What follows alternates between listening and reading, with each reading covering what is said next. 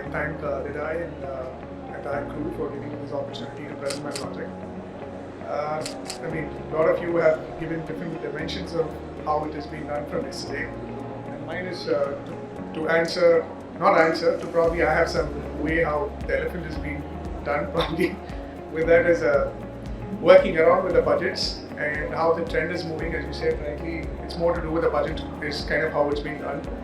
And this is one project that I've done recently where budget has been always the topic that has been coming, and I've tried to elevate the client from the budget, gradually improve them. And yesterday Kunal spoke and many other designers spoke about how team integration is important to work on a project. So this is with the credentials of the entire team, manufacturers and everybody putting together, and we're still able to pull a project.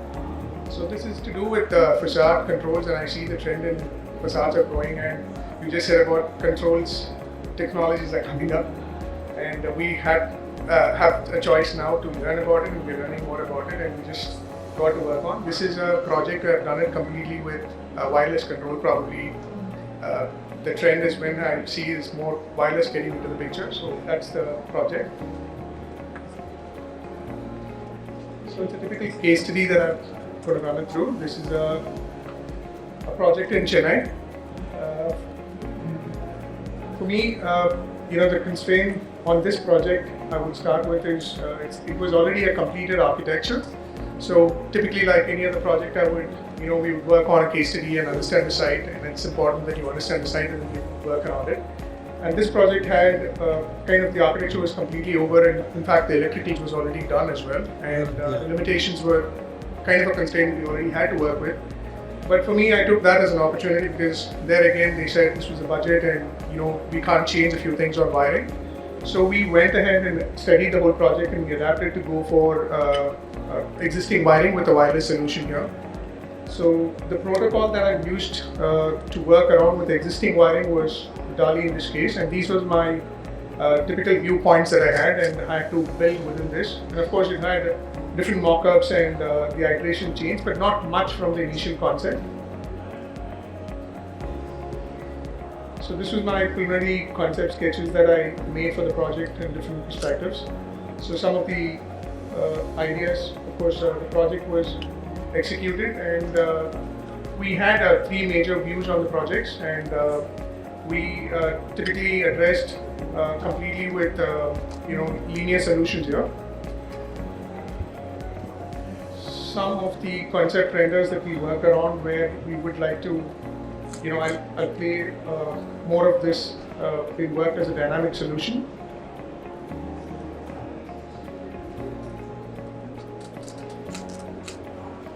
I think any project for the matter of small details does come in, every small detail does matter. So a little bit on the controls parameter, because the topic is also on controls. So typically this works as a regular wiring that we've done. We've just taken Kasambi as a protocol here. So I've just gone for a normal regular on-off drivers in this case, and we've just connected to the Kasambi controllers, which works very well for us, and we've kind of managed to have close to about 80 Kasambi controllers, which did the entire job for me. And the idea was the clients wanted to have different pictures in over a day, and they would like to have different scenarios that needs to be created. And what we made was we worked 3-4 floors initially as a mock-up, and we had to make some custom solutions. We need to make some custom fixtures here, and identify the pretty much what we worked around with understanding the architecture and the project was we tried our best to retain whatever maximum available at site. So we didn't change much on the traps, the driver locations or the wiring positions, none of that. We worked completely on, with the existing infrastructure, and it worked, and predominantly the client had to use a very simple solution here, so we kind of gave them everything on an app-based solution, and we gave a few options. Now literally the entire association is playing around with what they need to work, and I feel personally that's a success to me, where I feel they've started to interact, and from here the client have started asking me for the next projects to work more further on facades with controls, and they would like to go for it. Initially for the same client I had done a project with something which was very, very basic, and this was the next project that I made. Not next, typically within a year's time I did about close to 5 projects with them. Gradually improved their spending and capacities to add products into the lines. I think it's one of the important idea that you told about the dialogue from the client as well. So we brought them to the mock-ups, we made sure they were part of the mock-up, and they were, that's kind of rhetorical questions they put it across. You do want that answer from them, but you want it from them. So we kind of made it in situations that, what do you think about this? What is your idea behind this? And they were saying, I want this scene, that scene. So that was kind of interactive. And I feel that's moving forward in a trend that they also feel they're part of this whole inclusive design, parameter.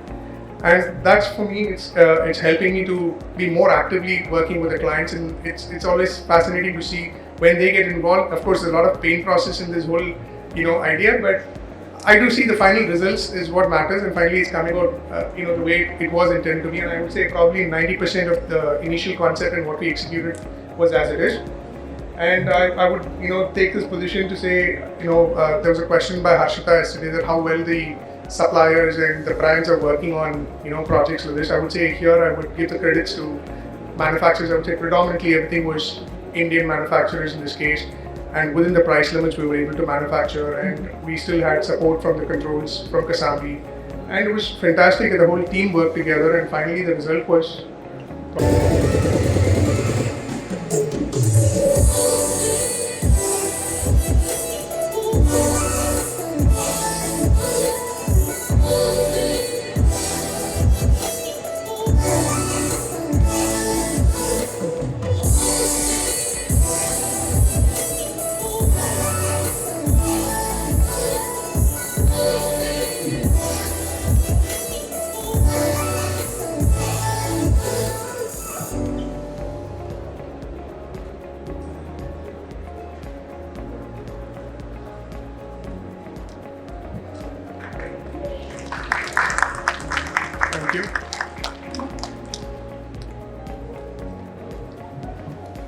Thank you, Ifthikhar. Another example of what we can do with new technology, but more importantly in a discussion and a dialogue both with the client and the architect, but also with the vendor, right? So it's sort of taking it now and expanding that process of dialogue, right, and going beyond, but always under the directions of the lighting design. House is open to questions. If there's anybody that would like to ask Ifthikhar any questions.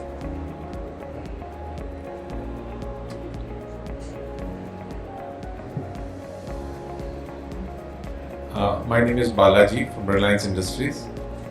Ifthikhar, you just mentioned in your presentation about the fixtures being produced by Indian manufacturers. So were they able to meet the requirements of the architect and your concept, or did you have some kind of a compromise that you had to do? Well, for me, honestly, the manufacturer that I work with literally made what we wanted for the project, I would say. They were more flexible on making. We did a bunch of mock-ups, and I would say even before it started out of the factory, we did a bunch of programming done at the site, at the factory. Then we executed pretty much what I would work with any other manufacturers anywhere else. So I have no compromise on that, I would say. And confidently working around with more of Indian manufacturers, to be very precise. It's given us more confidence in, we do have this happening with us, and we are more on local context we've been working around. And I have no compromises so far.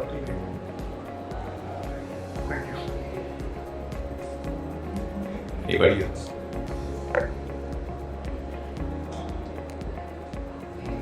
Yeah, hi, I'm Rajan Goregaonkar, architect from Mumbai, and we do a lot of residential buildings out here. And very often we've been told, that why don't you light up the building and make it look more interesting. And normally we light up commercial office buildings, glass buildings and things like that. But residential buildings, primarily we have to take care that the light doesn't disturb the residents inside.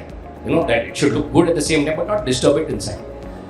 So, because you showed your project out here, I was curious to understand that one is, does the light in any way disturb the residents inside? Okay, in any way? In the sense that it could be reflected light also. Like, light falling on the chhaja below, hitting the glass in the night. And through my curtain, if there's a gap, it hits my bedroom, which could be irritating. That is one.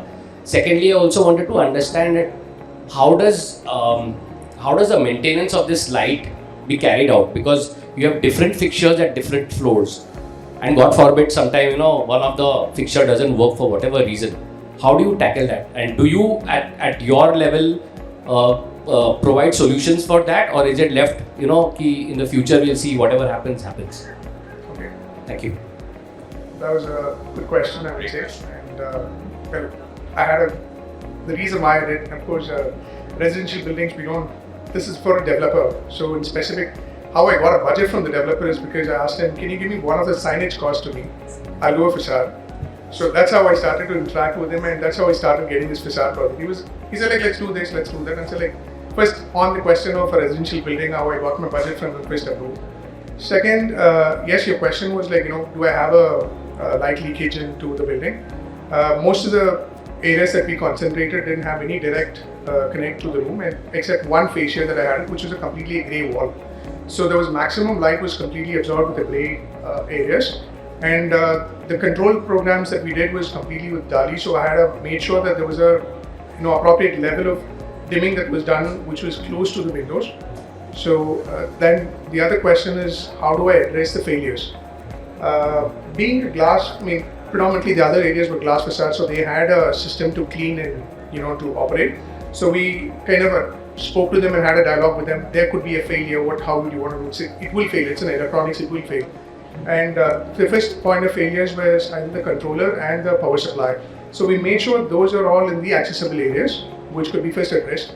And definitely there could be a failure that could happen on the fixtures as well, which probably in the later stage when they do the general maintenance and stuff like that, they could use it to remove the fixture and replace. And of course during the installation itself, we had some failures when we were finally finishing it. And that time when I'm talking about this building is already a completed building. So we did manage to do that because they had a vertical cleaning system. So we managed to use that and operate that. Yeah.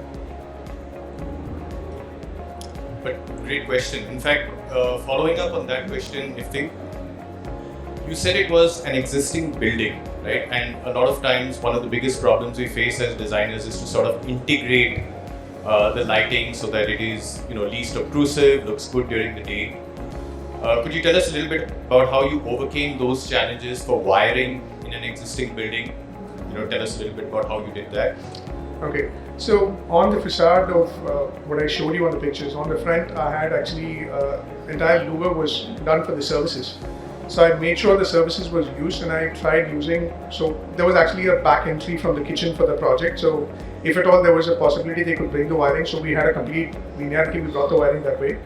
The other two facades were actually something that I had from the staircase, and I could really take it through the existing, the shaft that they had it. One advantage was only one fascia of the facade they already had planned for wiring. So that was, typically they kept it for a normal floods to washer. So I made use of that wiring, but that's when I went for, I would say Kasambi was helping us, Bhavesh is here. So Bhavesh helped me on figuring out the product, and we managed to put the existing wiring in place. So yeah, so that helped me already with the wires that I already had, and we didn't have to do any rewiring. Thanks to the new system that's been coming in, where we're trying to still play around with whatever is available, and some fixtures were already procured as well with them. So we also used some of those fixtures which already was procured, and that's how we fit in the budget. Fantastic.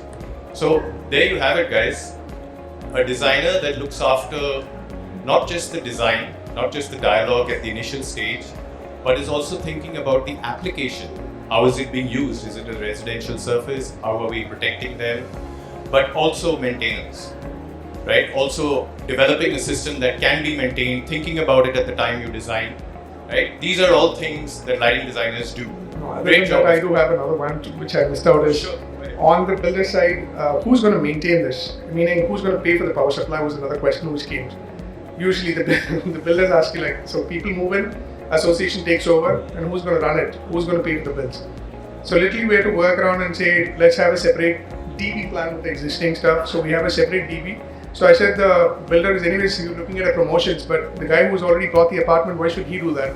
So let them maintain it. So we started to put that as a system in their new projects as well. So all facade lighting, they will have to maintain it separately for the next 5 years until they do it. So we've also been working with the manufacturers now and say, give us a whole system together.